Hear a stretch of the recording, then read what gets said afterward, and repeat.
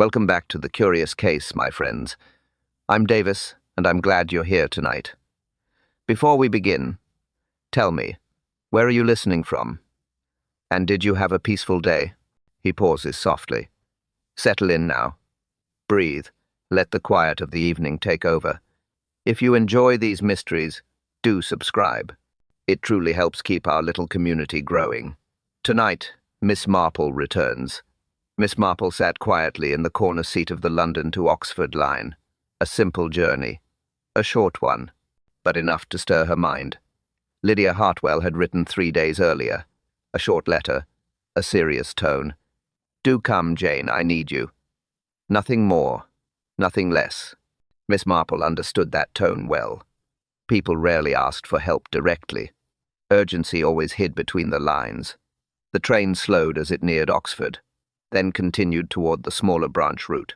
Her destination was Ravensford, a quiet village near the old Cotswold Road. She had visited once, years ago. A wedding. Nothing memorable, nothing troubling. But Lydia would not write without cause. Miss Marple watched the carriage door. Few passengers remained. A man with a newspaper, 2 students whispering, no one paying attention to her. That suited her fine. The train stopped. Ravensford halt. A small station. 1 bench, 1 sign, 1 exit. Miss Marple stepped down slowly. The platform felt still. Too still. She noted that immediately. A single motor car waited near the exit. Dark blue, older model, polished but worn. The driver stepped forward. A tall man, broad shoulders, grey hair, calm, careful eyes. Miss Marple? He asked. His voice steady. No hesitation. Professional tone. Yes, she said. You must be Mr. Collins. That's right, ma'am. Mrs. Hartwell sent me. He opened the door for her, a formal gesture, but she sensed tension behind it. Small things give people away. The slight tightness around his mouth. The way he checked the road twice. The way he scanned the platform. He was expecting someone. Or fearing someone. Miss Marple entered the car. Mr. Collins closed the door gently, then took the driver's seat. He started the engine. He drove carefully, not slowly, just carefully. How is Mrs. Hartwell? Miss Marple asked. A simple question, but useful. Drivers often reveal truths others hide. Mr. Collins hesitated. A short pause, barely a second, but clear.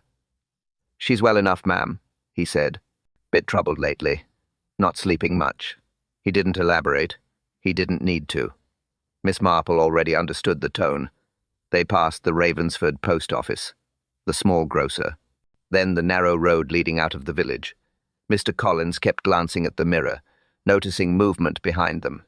A habit of fear, not common for chauffeurs, not common at all. You seem quite alert today, Miss Marple said. Just keeping an eye out, ma'am, he replied. Mrs. Hartwell doesn't like strangers near the property. There's been activity. He stopped there. No more details, but enough for Miss Marple to note. They reached the gate of Ashford Manor. Tall iron. Locked. Unusual for country houses. Mr. Collins stepped out. Unlocked it. Drove through. Locked it again. Another unusual detail. Miss Marple watched him closely. He avoided her eyes. He knew something. Something Lydia had not written. Something waiting inside the house. The car moved up the short drive. Ashford Manor came into view. Large. Quiet. Windows closed. Curtains drawn. Miss Marple felt the tension settle. Something was wrong here.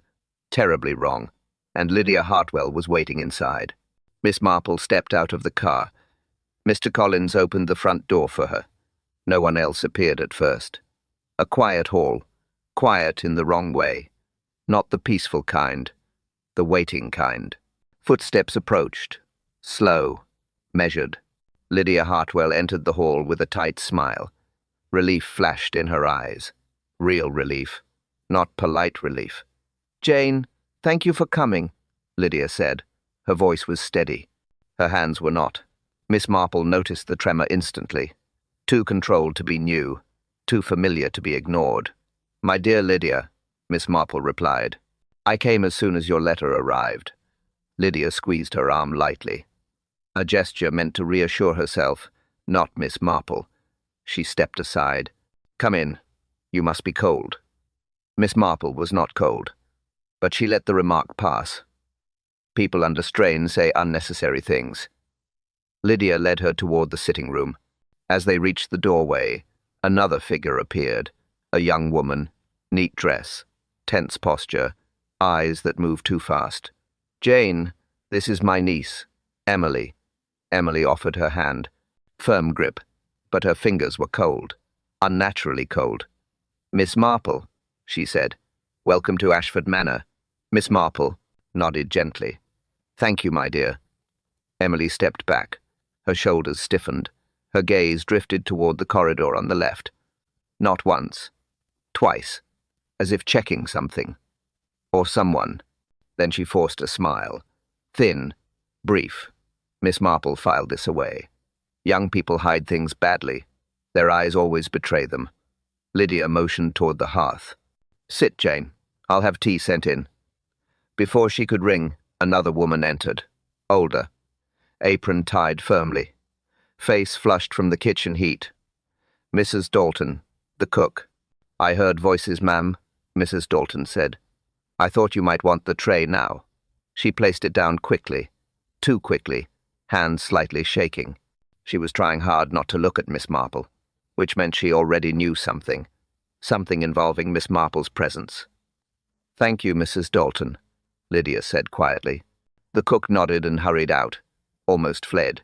Miss Marple watched her feet, fast steps, uneven, rhythm, fear in motion. Lydia poured tea, her movements careful, controlled, too controlled. Miss Marple noticed the pressure of her thumb on the teapot handle. People grip that way when steadying their nerves. Before she could speak, heavy steps sounded outside the window. Slow, deliberate. Emily stiffened again. Lydia paused mid-pour. No one spoke. A man walked past the window, tall, broad, work clothes. The gardener. Moments later, he appeared at the back door. Mr. Green. Strong build. Deep lines across his forehead. A face shaped by routine work and quiet worry. He stepped inside without waiting to be called. Unusual. Very unusual. Mrs. Hartwell, he said. He nodded at Miss Marple with reserved respect.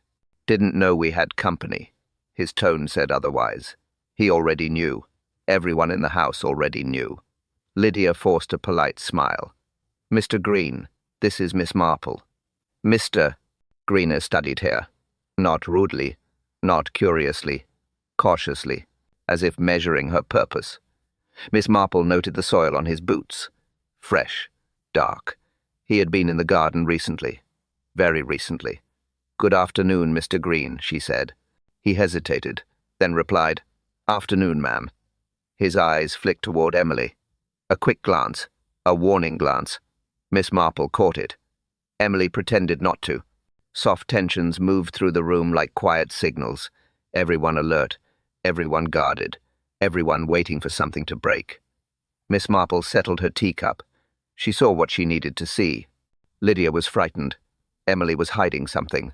Mrs. Dalton feared speaking, and Mr. Green knew more than he planned to admit.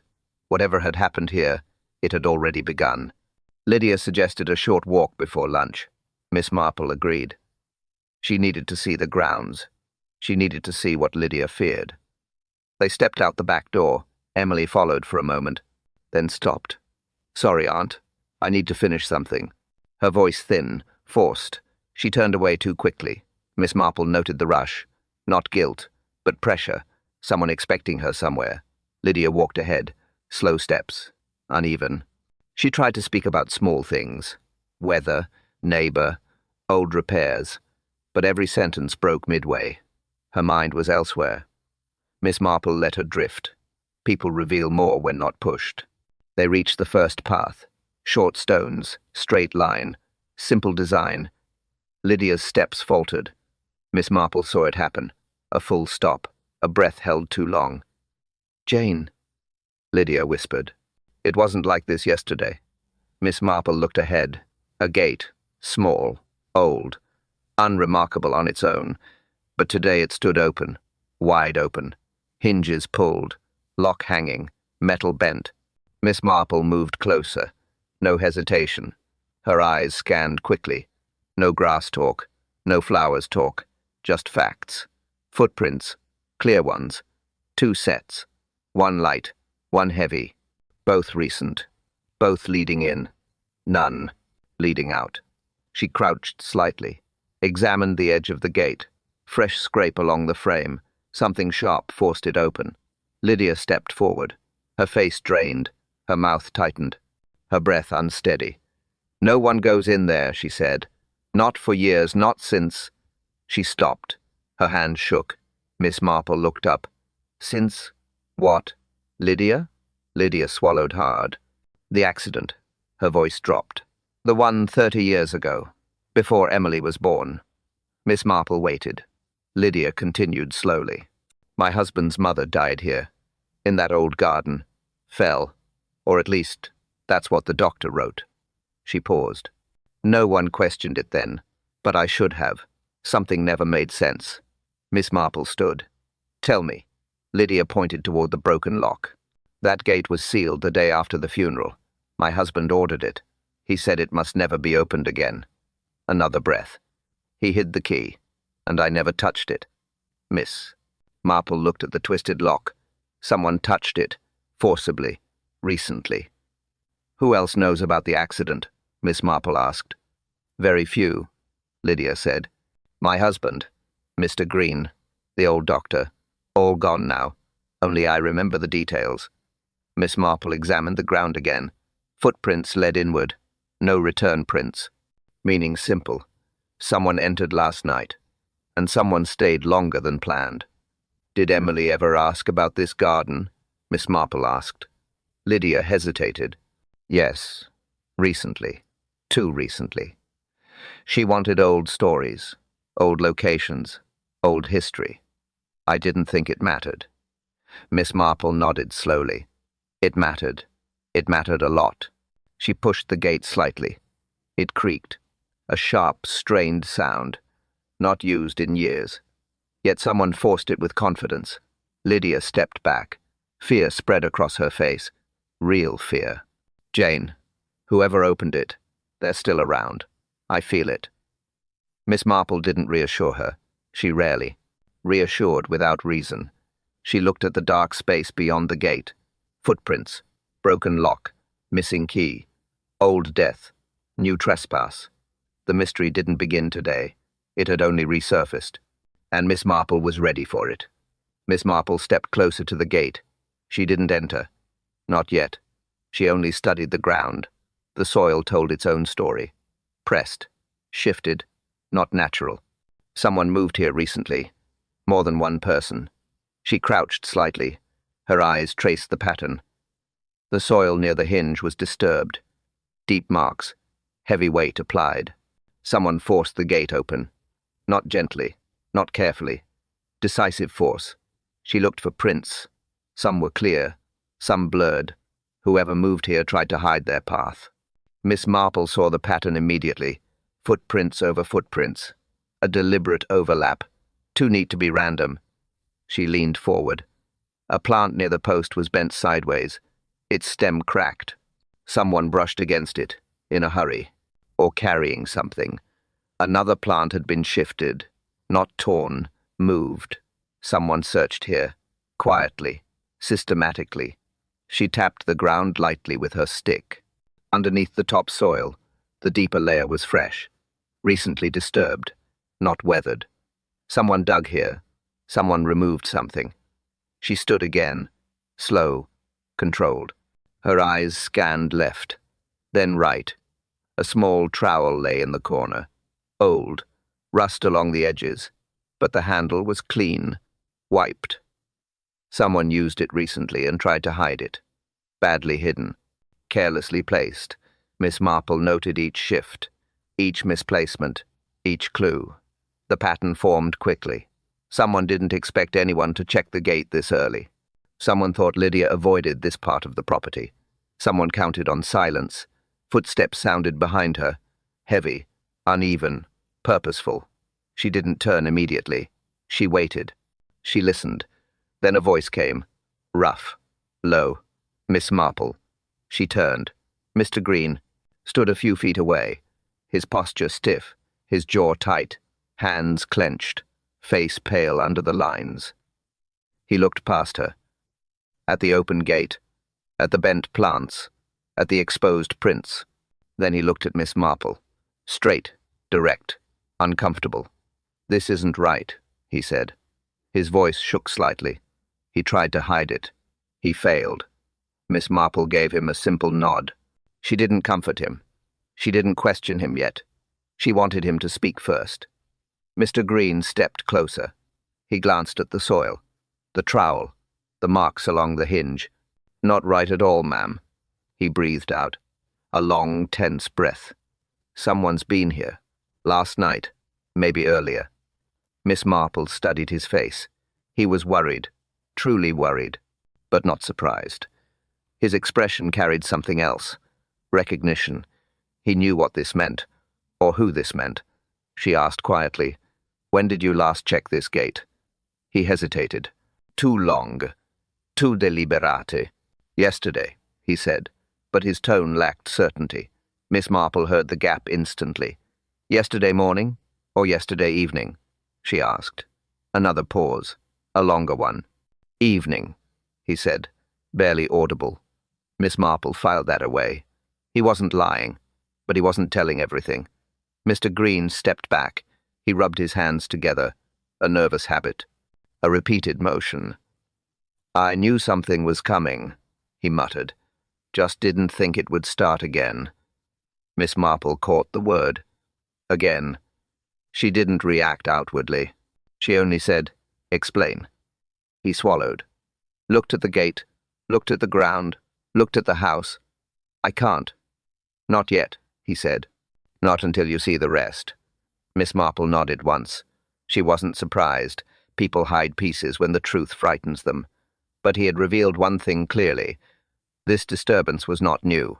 It was a return, a repetition, a pattern resurfacing. The mystery deepened. Miss Marple and Mr. Green stood in front of the open gate. Neither spoke for a moment. The silence held its own meaning. Then footsteps approached from behind them. Light, controlled, but quick. Emily Hartwell appeared at the end of the path. She stopped when she saw the gate. Her face froze for a second. Just 1 second. Too fast. Too practiced. "Aunt Lydia said you were both out here," Emily said. Her voice calm. Too calm. She stepped closer. Her eyes moved from Mr. Green to Miss Marple, then to the broken lock, then back again. Her gaze moved too much, too fast, as if checking what they knew, not what they found. Miss Marple watched her quietly. Emily's hands were still, too still, held together too tightly. A sign of pressure, of fear, or guilt. "When was this opened?" Emily asked. Her question came too quickly. No hesitation, no natural shock. It sounded rehearsed, prepared. Miss Marple replied, "Just now." A simple answer, but she watched Emily's reaction closely. Emily blinked once.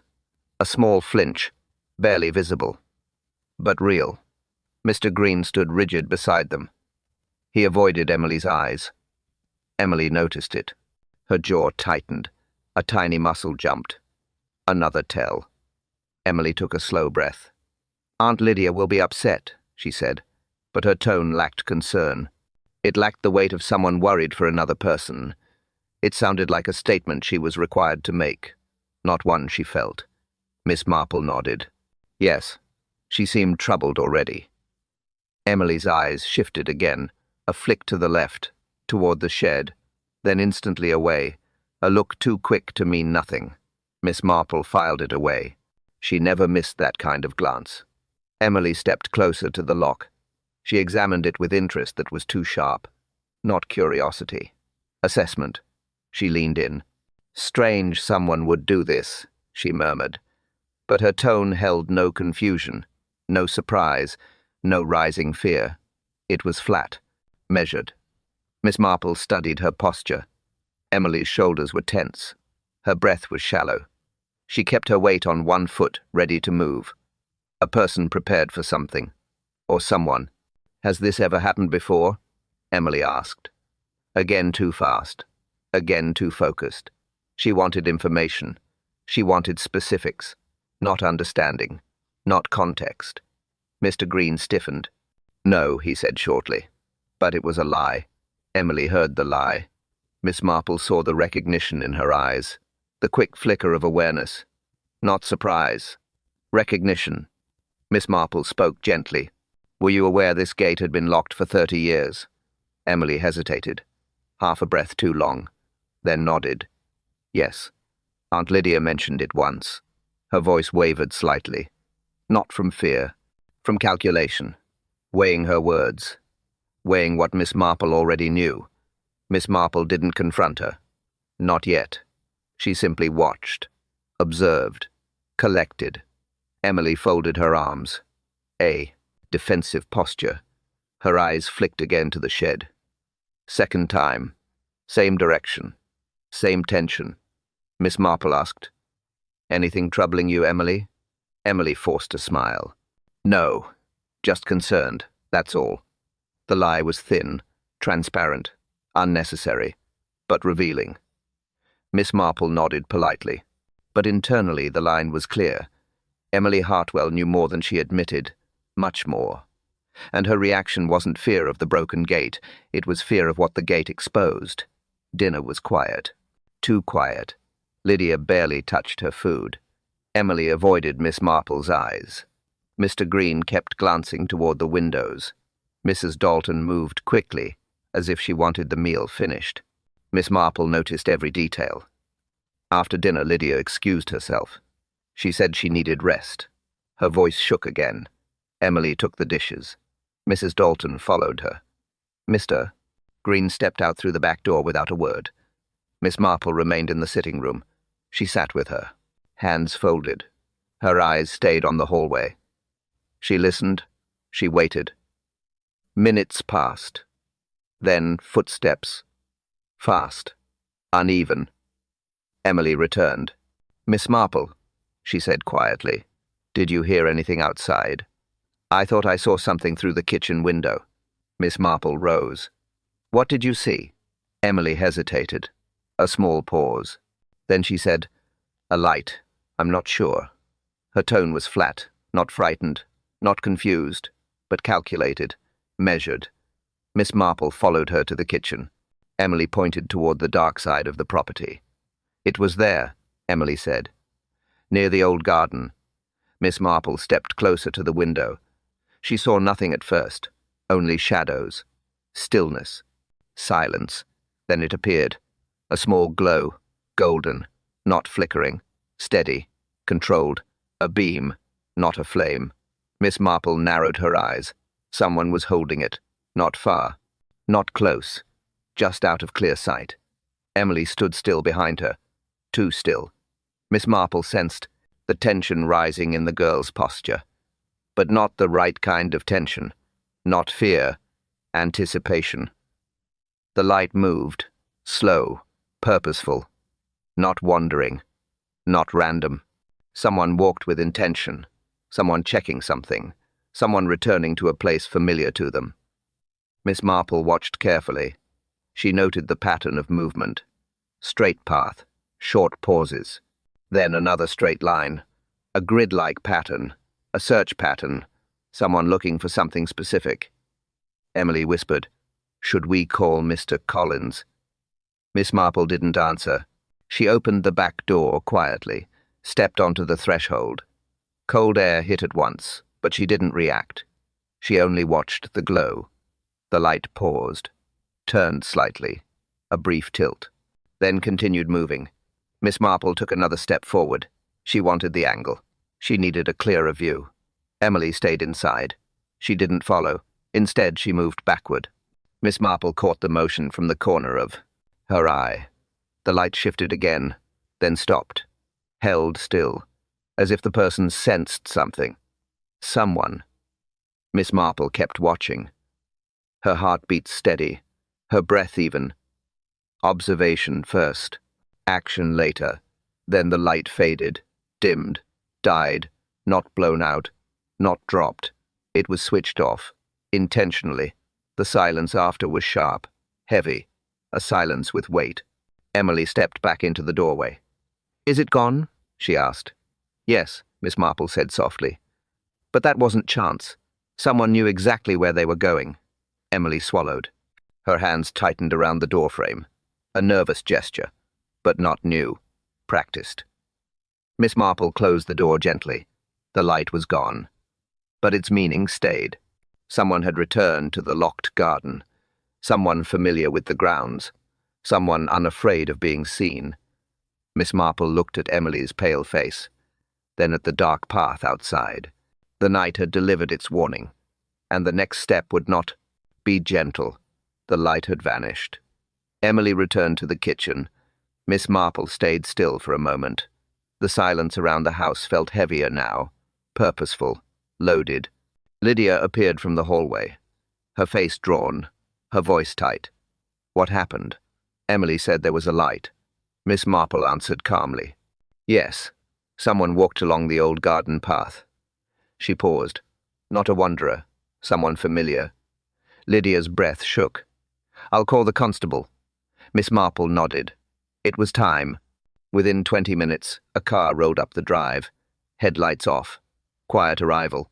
Straightforward. Practical. Constable Reed stepped out. A solid man.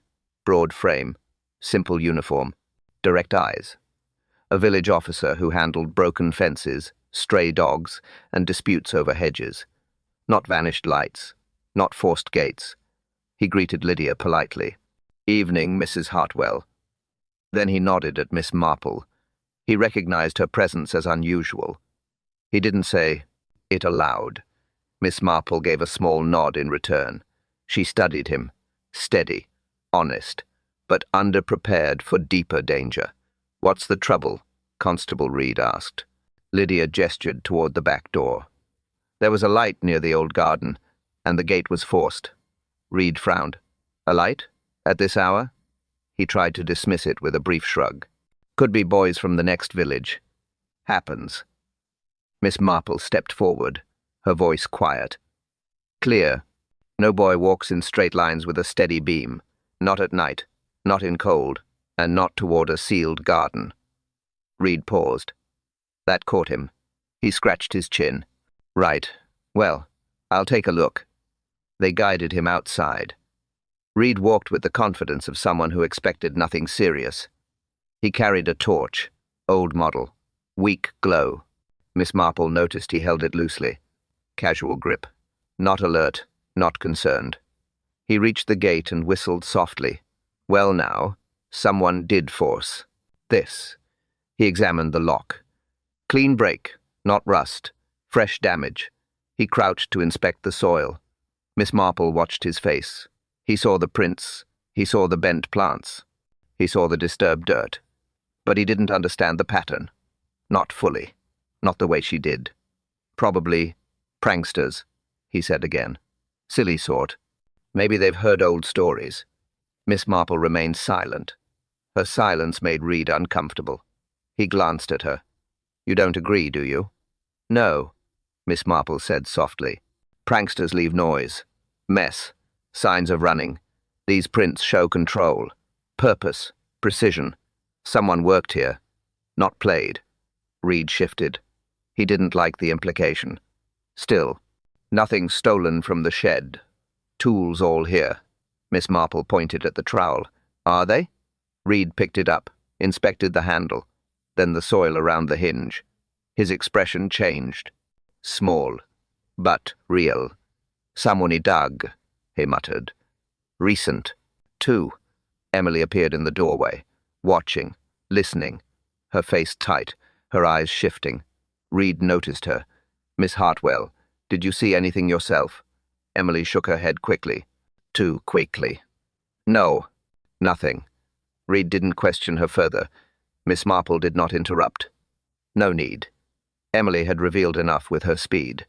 Reed stood again. "Well, I'll patrol tonight." Make sure no one returns. Might just be mischief. Miss Marple's eyes stayed on the broken lock. Mischief does not bend metal, she said, and mischief does not walk with intention. Reed hesitated. He didn't argue. He simply shifted the weight of his torch. Lydia whispered, "So what do we do now?" Miss Marple answered quietly, "We wait." But she already knew waiting would not be simple, because whoever came tonight would return. Morning came fast. Too fast. Miss Marple had barely slept. Her mind kept returning to the light, the gate, the patterns, the timing. Lydia entered the sitting room early, her face pale, her voice unsteady. "Jane, Emily isn't in her room." Miss Marple stood at once. "Show me." They walked down the corridor. Lydia pushed open Emily's door. The room looked untouched. Bed made, curtains closed, desk neat, nothing disturbed. Everything looked too perfect, too arranged. Miss Marple stepped inside. She scanned the room. Slow, precise. "Emily doesn't leave her bed like this," Lydia whispered. "Not even on good days." Miss Marple nodded. Her eyes moved to the small chair near the door. Emily's shoes sat there, neatly aligned, placed with intention, not worn during the night, not taken with her. Where would she go barefoot? Lydia asked. Miss Marple did not answer. She was already forming the answer. She checked the wardrobe. Coat missing, bag missing, shawl missing. Lydia gasped. She planned something. Miss Marple touched the edges of the wardrobe. Door. Cold. No dust moved. Opened sometime before dawn. She leaned closer to the window. On the bottom edge of the frame, a faint smear. Soil. Dark. From the garden. "Emily didn't leave through the corridor," Miss Marple said. "She left through here." Lydia stiffened. "Through the window? Why?" Miss Marple looked down at the ground outside. There were no prints. The soil was flat, hard, difficult to read, but something else caught her eye. A small piece of blue fabric clinging to a thorn on the bush below the window. She stepped outside. Lydia followed. Miss Marple crouched and lifted the fabric, Emily's shawl. Torn, snagged, caught as she slipped through. Lydia trembled. She went toward the old garden. Miss Marple pointed at the path. "No prints leaving the area," she said. "Only prints entering. Last night's prints." Lydia swallowed. "So she went in, but did not come out." Miss Marple nodded slowly. It seemed so. Constable Reed arrived minutes later. Mr. Collins had called him as soon as Lydia shouted. Reed stepped out of his vehicle, serious this time. No casual tone, no easy guesses. "What's happened now?" he asked. Miss Marple handed him the torn shawl. "Emily left before dawn, through the window." She went toward the locked garden. Reed looked at the fabric. His expression changed. Worry. Real worry. Not routine concern. "Any tracks?" he asked. "No prints leaving," Miss Marple said. "Only the ones we saw last night. Same direction." Reed exhaled sharply. "Right. Then we check the garden now." He moved toward the gate. Miss Marple followed. Lydia trailed behind them, struggling to keep steady. Reed unlocked the gate. The broken lock from last night hung uselessly against the frame. He pushed it open slowly. The hinges groaned, then settled. The entrance stood before them. Dark. Still. Reed stepped inside with his torch. Miss Marple stood just behind him. Lydia hesitated, then followed. No sound. No movement. Only the weight of what wasn't there. Miss Marple looked at the narrow path. The soil, the plants, the prints, and she knew one thing with certainty. Emily Hartwell had entered this place, and whatever happened next had started inside these walls. Constable Reed stepped into the old garden first. His torch cut a thin line across the ground. Miss Marple followed close behind. Lydia stayed near the gate. She could not bring herself to move further. The garden was quiet, still, not peaceful, just abandoned. Miss Marple scanned the ground at once. She didn't look at the plants, or the walls, or the old paths. She looked at what mattered. The soil. Fresh marks. Deep. Clear. Reed stopped. You see it too? He asked. Yes, Miss Marple said. Someone walked here recently. Very recently. Reed knelt. Prints again, he muttered. Same size as the ones from last night. Miss? Marple nodded, but she focused on something else. Not the prints themselves, the direction. They move inward, she said. Nothing shows a return. Reed followed the line of prints with his torch. They curved around a cluster of wild growth, then vanished behind an old bird bath. The stone was cracked, uneven, but it had been moved. Not naturally. Pushed slightly. Shifted. Miss Marple tapped it lightly with her stick. The sound was hollow on one side, normal on the other. Someone leaned on this, she said, or pushed it aside to check beneath. Reed frowned. Why look under a bird bath? To hide something, Miss Marple replied, or to take something. Reed crouched again. He lifted the edge with effort. Soil underneath was overturned. Dark. Fresh. Recently disturbed. Someone dug here, he said. Yes, Miss Marple replied. But not for long. Small amount of soil displaced. Nothing deep. She turned her head. Looked left. Then right. She spotted another mark. The root of a small plant had been cut. Not torn. Cut cleanly. A tool used. Quickly. She moved closer to it. The soil around the root was loose. A hand had dug there. Not a shovel, not a spade.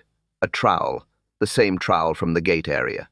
Someone searched several spots, Miss Marple said. Not one hole. Multiple. Small. Specific. Reed examined the path. Looking for what? He asked. Miss Marple didn't answer immediately. She studied a patch of soil near a cluster of weeds. Small indentation. Round shape. Not a footprint. Not an animal mark. A pot had been placed here, recently removed. The outline remained. Something was taken from here, she said. Reed leaned closer. You think it was a plant? Yes, Miss Marple replied. A small one. Something valuable. Something rare. Something that was planted decades ago and never touched again. Reed stood slowly. And Emily came here this morning? Miss Marple walked along the edge of the disturbed soil. She found partial prints, lightweight, small size, careful steps, matching Emily. She entered, Miss Marple said, alone, before dawn. Reed tightened his jaw, and didn't come back. Miss Marple pointed to the far corner of the garden, where vines tangled across a narrow path, where the prints continued, where the soil carried two sets of marks, one light, one heavy. It leads there, she said. Emily followed someone. Or someone followed her. Reed gripped his torch tightly. Then we move. Miss Marple stepped forward. No, she said softly.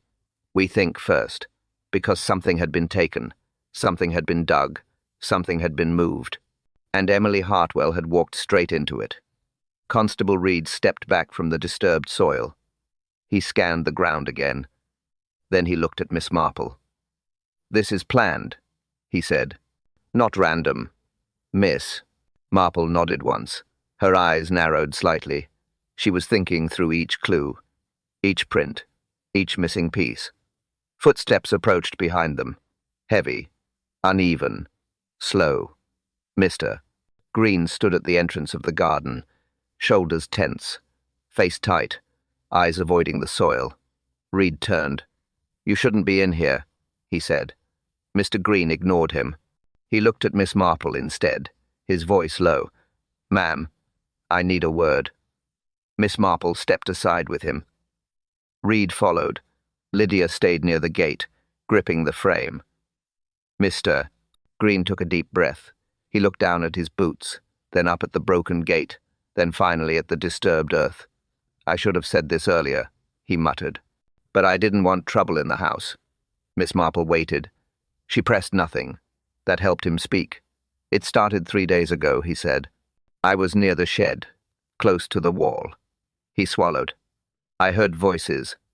Miss Marple's eyes sharpened. Whose voices? One was Emily, he said. Quiet, Clear. The admission dropped like a stone. Lydia gasped softly. No, Emily doesn't come to the garden. She never. Mr. Green cut her off. She came that day, and the next. He paused. And she wasn't alone. Reed stepped closer. What do you mean, not alone? Mr. Green rubbed his hands together. A nervous habit. He didn't look at them. He looked at the wall behind the bird bath, as if replaying the moment. There was a man, he said. Deep breath. His voice carried. Not loud. Firm. Not a villager. His jaw tightened. He and Miss Emily talked in low tones. Something about getting it before someone else does. Miss Marple kept her face still. Did you see him? Not then, Mr. Green replied. But I did later. Another breath. Yesterday afternoon. By the boundary wall. He stood there like he was waiting. Didn't move. Didn't speak. Just watched. Reed frowned. You got a look at him? Yes, Mr. Green said. Tall. Long coat. Dark. Wide brim hat. Shadow over his face. He paused. Didn't look like someone lost. Miss Marple asked. Did Emily see you? She did, he said quietly. And she didn't want me near him. She waved me off. Quick. Sharp. Not like her. That aligned with Miss Marple's earlier suspicion. Emily wasn't surprised by the gate. She wasn't surprised by the prints. She wasn't surprised by the nightlight. She was hiding something. Reed crossed his arms. Anything else, Green? Mr. Green nodded slowly. One more thing. He reached into his pocket, pulled out a small folded paper. Found this by the shed door 2 days ago, he said. Didn't know what to do with it. Reed opened it. Short note. Rushed handwriting. Bring the keys. No delays.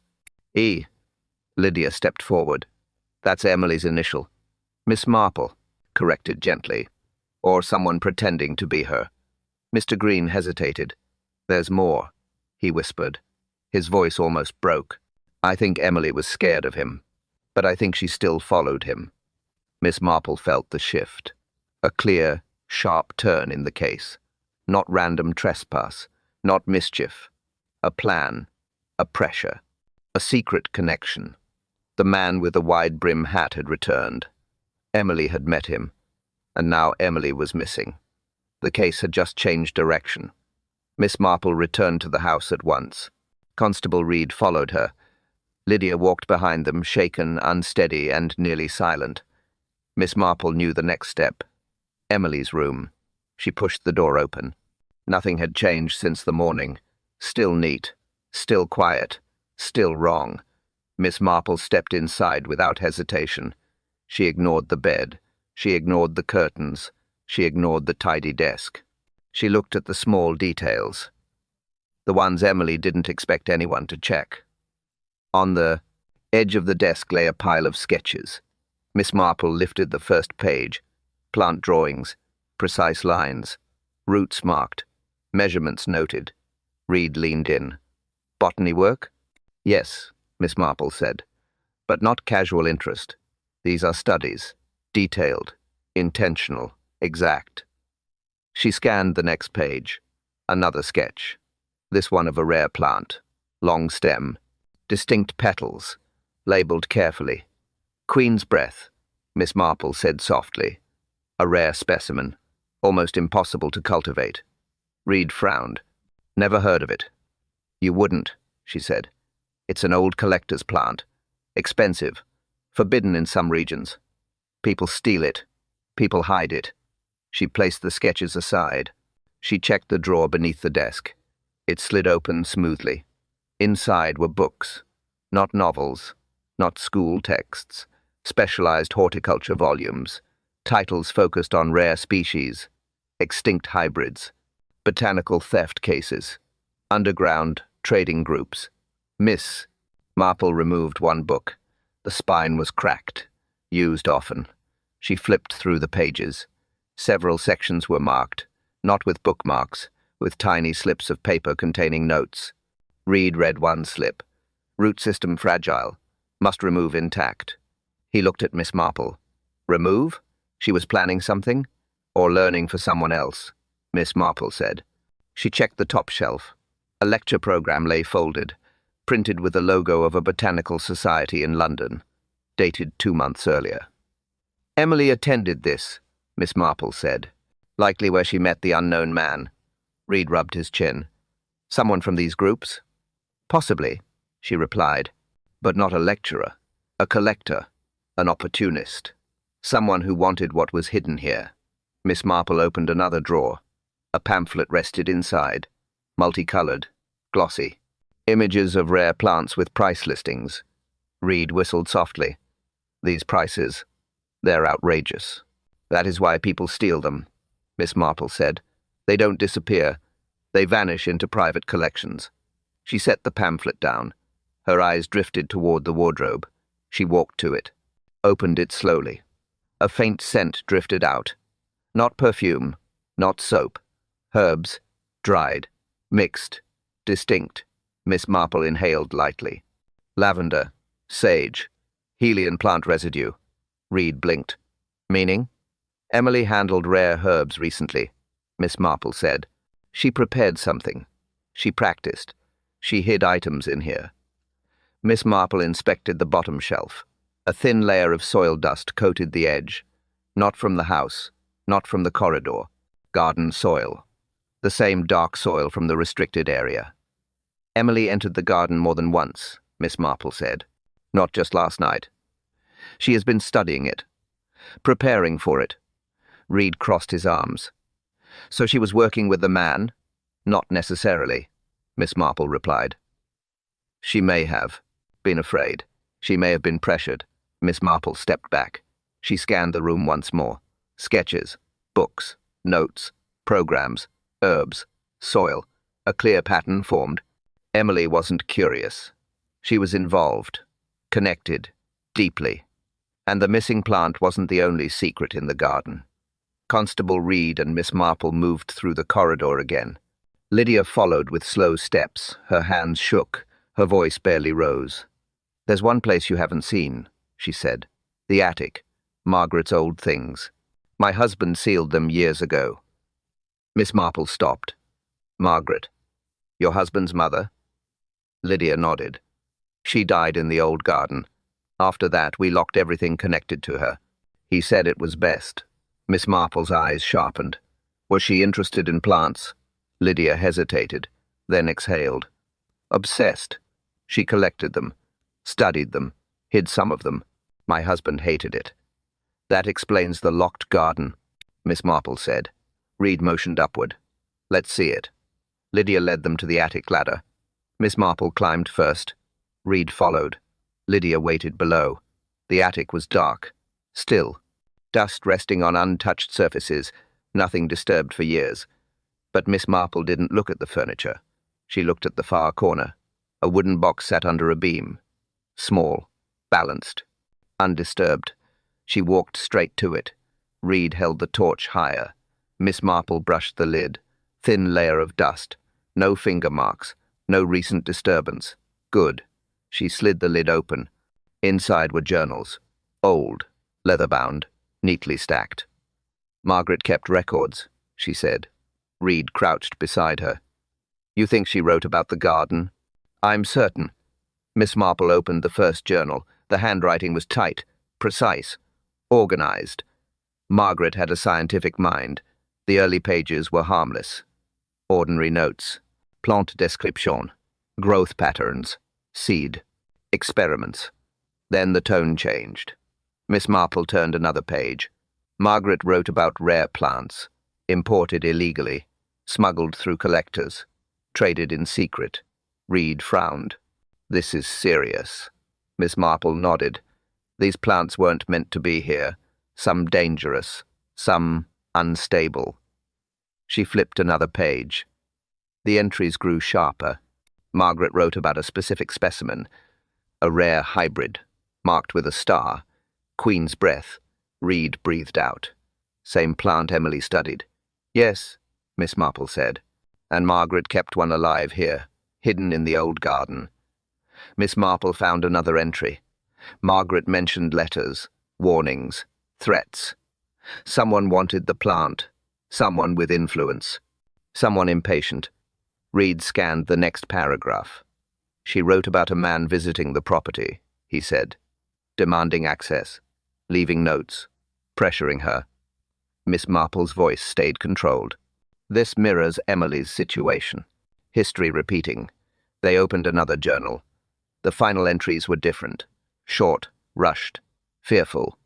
Margaret wrote about footsteps outside her window, late-night movements, shadows near the garden, someone trying to enter, pressure increasing. The last pages, Miss Marple said quietly, describe the night she died. Reed leaned closer. What does she say? She heard someone in the garden. Miss Marple read. She went out to confront them. She wrote she feared this was the night they would try to take the plant. Reed shook his head. So she went alone. Yes, Miss Marple replied. And she never returned. The final line was short. If they come again, the plant must never be found. Miss Marple closed the journal. The truth was forming. Margaret had died protecting something valuable. Someone had wanted it then. Someone wanted it now. And Emily had stepped into the same danger. They left the attic in silence. Miss Marple carried one journal. Reed carried another. Lydia walked slowly behind them, shaken but steady enough to listen. Reed spoke as they reached the lower landing. There's something you should know, he said. I checked the guest logs for the area this morning. Something felt off after last night. Miss Marple stopped. Go on. Reed opened his notebook. A single name was written on the top page. Daniel Mercer, he said. Arrived last week, stayed at the Kingfisher Inn. Lydia frowned. I don't know the name. Miss Marple nodded. You wouldn't. He isn't from here, Reed continued. He told the innkeeper he was doing academic work, botanical research, independent study. He closed the notebook. Sound familiar? Miss Marple answered softly. Too familiar. Reed went on. Mr. Mercer kept to himself. Left early, returned late, didn't socialize, didn't speak to anyone except the inn staff. Another pause. And he paid in cash. Miss Marple's eyes sharpened. Collectors avoid records. Reed nodded. Exactly. And there's more. He looked directly at Lydia now. The tone of his voice shifted. He knew he was delivering a blow. He left before dawn today, Reed said. No explanation, no checkout. Just gone. Room empty. Bed untouched. Lydia's breath trembled. So he knew Emily. It's possible, Reed said. But Miss Marple heard what he didn't say. It wasn't possible. It was certain. Did anyone see him this morning? She asked. Reed nodded. One witness. Stable boy from the inn. Said Mercer wore a long coat. Hat pulled low. Wide brim hat. Same description Green gave us. Miss Marple absorbed the detail. Same man, same route, same behavior. Reed added. The boy said Mercer carried something wrapped in cloth. Held it tight. Protected it. Size? Miss Marple asked. Small, Reed said. Something like a pot, or a container. Miss Marple closed her eyes briefly. Not from fatigue, from confirmation. The plant, she said. He finally took the plant. Reed stiffened. You're certain? Yes, Miss Marple replied. Mercer searched the garden last night. He used Emily. Or pressured her. She may have refused something. She may have tried to warn someone. But she went outside at dawn. Alone. Another pause. Mercer was still here then. Lydia pressed her hand to her mouth. No, Jane. Do you think he took Emily? Miss Marple answered without hesitation. Yes. Her voice low, firm, measured. He has taken something. Or someone. Reed swore under his breath. He didn't hide the panic.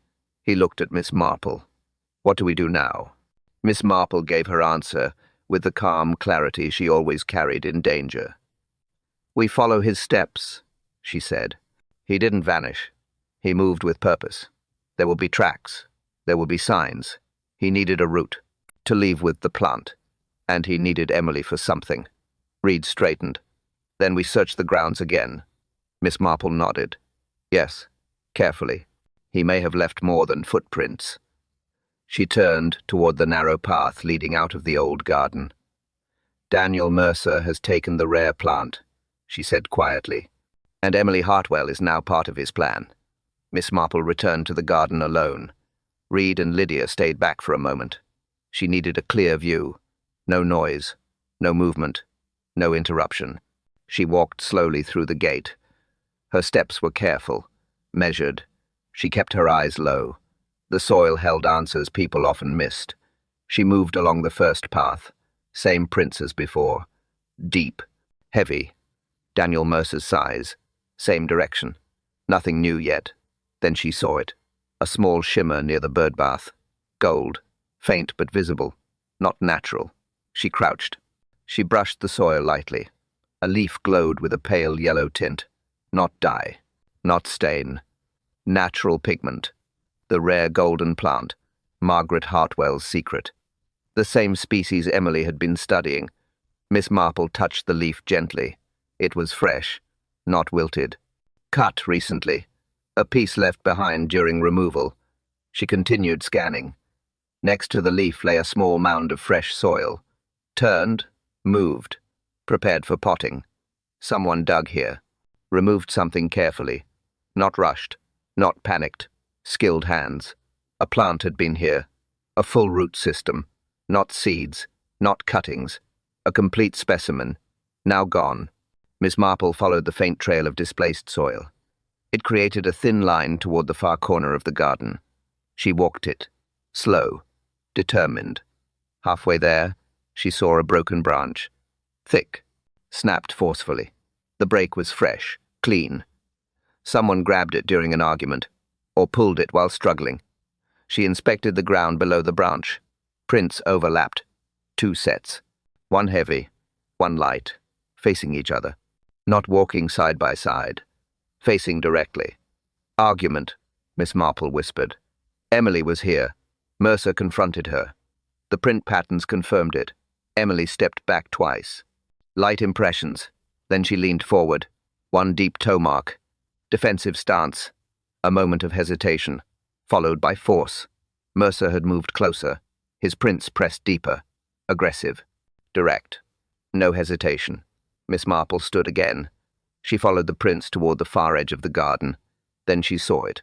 A small object near the roots of a shrub. Round. Metallic. Half buried.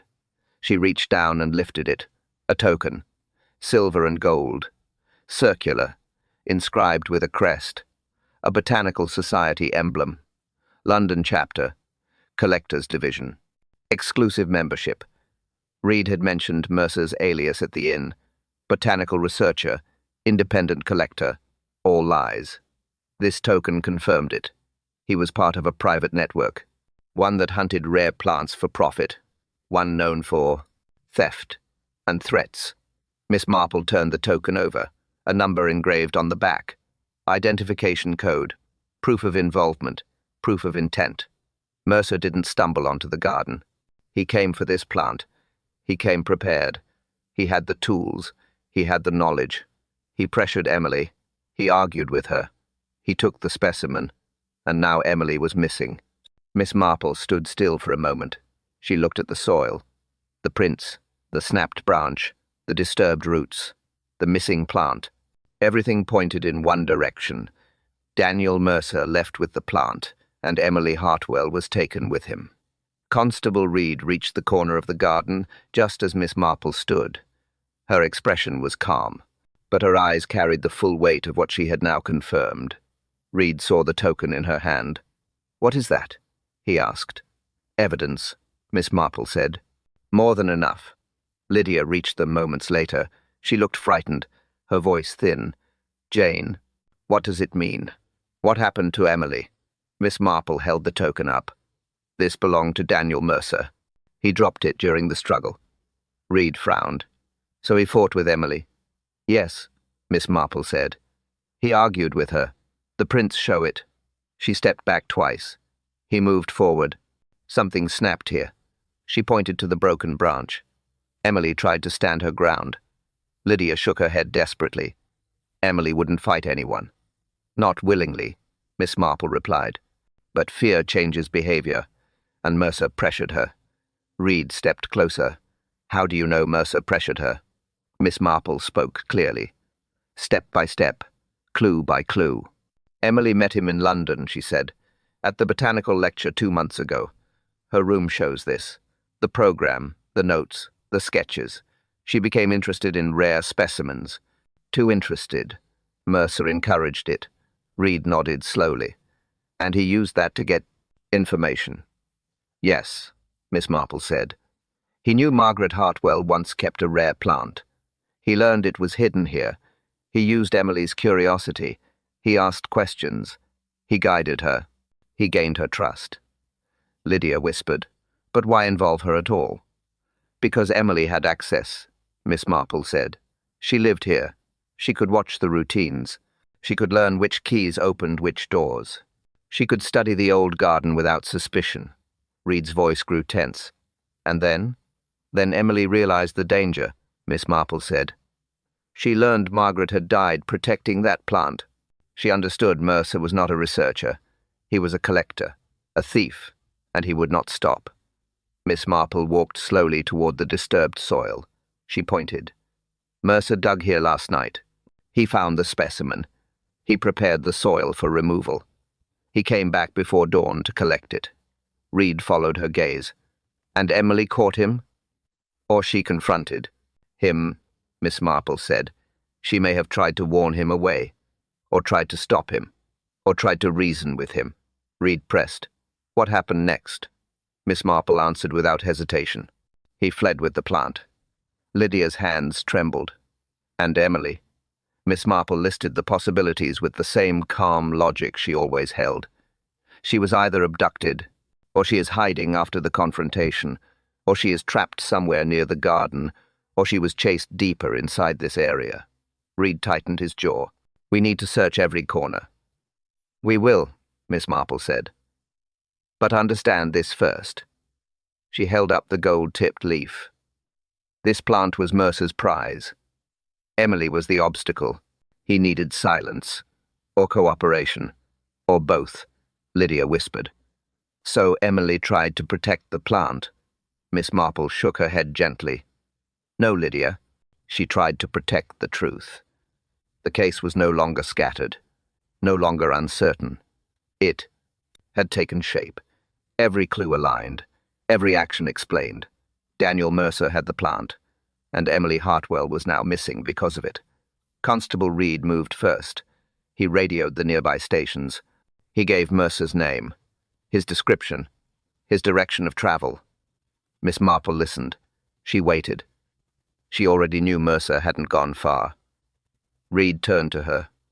Where would he run? Miss Marple pointed toward the boundary lane behind the old garden. He cannot leave by the main road. Someone would see him. He took the service path instead. It leads to the storage buildings. He would hide there. Reed didn't question her. He signaled 2 officers. They moved quickly across the grounds. Miss Marple followed at a steady pace. They reached the service sheds. Locked doors, stacked crates, old tools. Reed listened. A faint sound came from the far shed. A thump, then silence. Inside, Reed whispered. He unlocked the door. He pushed it open carefully.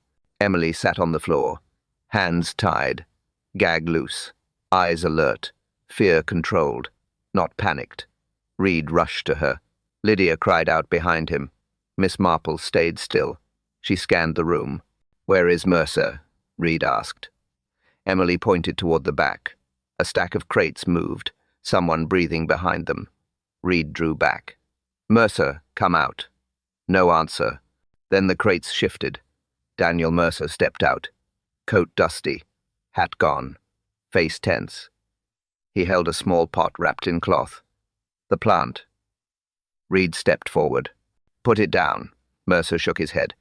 No, you don't know what it's worth. Miss Marple answered him. You risked your life for it. You risked Emily's. And you repeated the same method used on Margaret 30 years ago. Mercer flinched. That was different. No, Miss Marple said. Your network pursued her too. She refused. She protected the specimen. You confronted her in the garden. You pressured her. You frightened her. She... Ran. She fell. You fled. Mercer stared. He didn't deny it. He tightened his grip on the wrapped pot. Reed moved a step closer. Put it down, Mercer. It's over. Mercer's eyes darted toward the door. He considered running. Miss Marple spoke first. You cannot run with the plant, she said. It will break. You would lose the one thing you value, and your network will punish you for that. They do not forgive failure. Mercer froze. She was right. She knew it. He knew it too. He lowered the pot slowly. Reed seized him. Handcuffs clicked. Mercer didn't fight. He only muttered. It was worth a fortune. Emily looked at Miss Marple. I tried to stop him. I told him Margaret died because of it. I know, Miss Marple said. You did well. You gave us enough clues. Reed secured Mercer and guided him outside. 2 officers escorted him to the patrol car. Lydia knelt beside Emily. She held her tightly. Emily breathed with relief. Slow. Steady. Miss Marple picked up the pot. She examined the roots. The plant was unharmed. Reed returned. Everything lines up now, he said. Old crime exposed. New crime stopped. Miss Marple nodded. The past and present finally met. And both are settled. Calm. Logical. Complete. The case was closed. The house settled slowly. The noise faded. The urgency faded. Only relief remained. Emily rested in the sitting room. Lydia stayed beside her. Neither spoke much. Words were not needed now. Safety mattered more than explanation. Constable Reed finished his notes. He walked through the hallway with a slower pace. His shoulders finally relaxed. He checked the doors. He checked the windows. Routine steps. Necessary steps. Miss Marple stood by the table, hands folded. Calm expression, observing everything. Not with suspicion now, with understanding. Reed approached her. It's done, he said. Mercer is on his way to the station. Officers will take him straight to the city. He won't come back. Miss Marple nodded. I know. Reed hesitated. You think he'll talk? He will, Miss Marple said. He will blame the network. He will defend himself. He will claim he protected the plant. He will say anything that shifts the guilt. She paused. But the chain of events is clear. The evidence is enough. Reed exhaled. Good. I'm just glad Emily's safe. Miss Marple stepped toward the doorway and looked in at Emily. Emily met her eyes. A small, quiet acknowledgement passed between them. No pride, no apology, just truth. Miss Marple walked outside for a moment. Not far.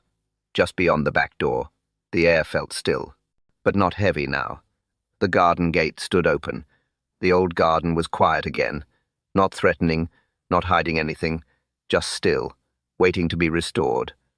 Mr. Green approached with slow steps. He kept his voice low. Ma'am, should we close it again? Like before? Miss Marple shook her head. No. It caused more harm locked than open. Secrets bred confusion. Confusion bred danger.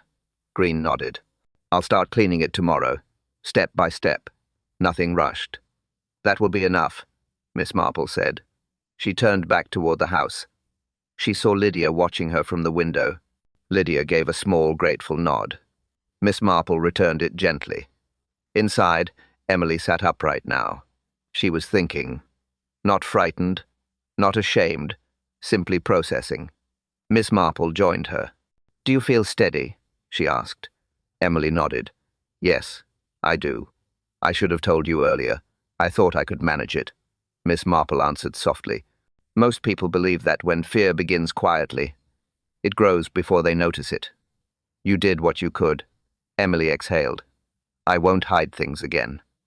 Miss Marple placed a hand on the back of the chair. Good.